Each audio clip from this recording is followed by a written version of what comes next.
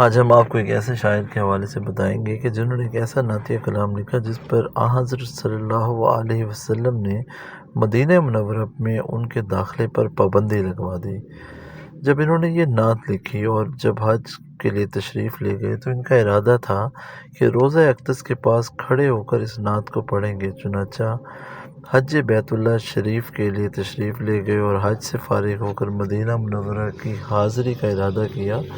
تو امیر مکہ کے خواب میں نبی پاک صلی اللہ علیہ وسلم کی زیارت نصیب ہوئی اور آپ سرکار نے فرمایا کہ اس کو میری جانب نہ آنے دیں۔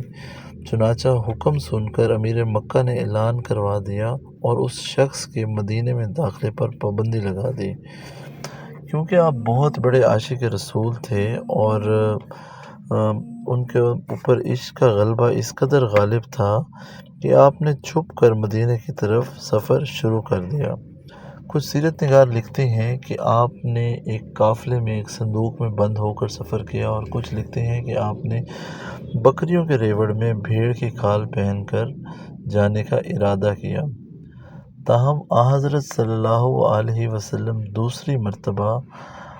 امیر مکہ کے خواب میں آئے اور ان کو تنبیہ فرمائی کہ اس شخص کو میری طرف بالکل نہ آنے دیں۔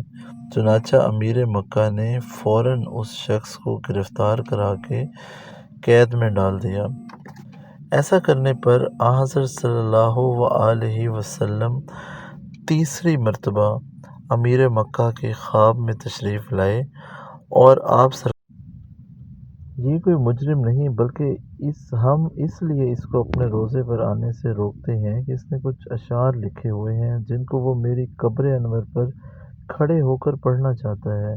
اگر یہ مدینہ طیبہ پہنچ گیا اور میری قبر انور پر حاضر ہو کر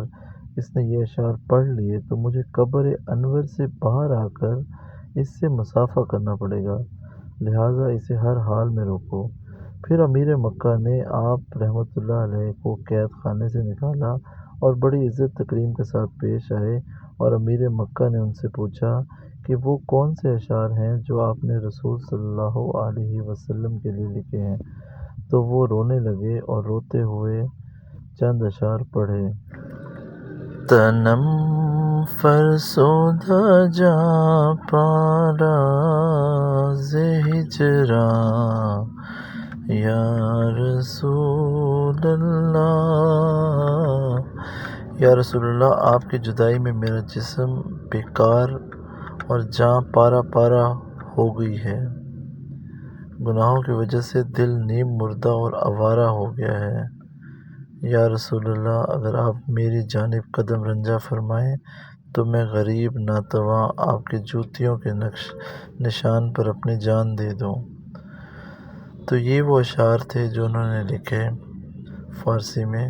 تو ان کا نام تھا حضرت مولانا جامی رحمۃ اللہ علیہ، اور اللہ تعالیٰ ان کو کروٹ کروٹ اپنی رحمت میں رکھے۔ یہ ایسے اشعار ہیں کہ اگر آج بھی آپ اس کو سنیں تو آپ کی آنکھوں سے آنسو جاری ہو جائیں گے، اور یہ وہ قبولیت کی نشانی ہے جو جامی کو نصیب ہوئی۔ تو اللہ تعالیٰ ہر عاشق رسول کو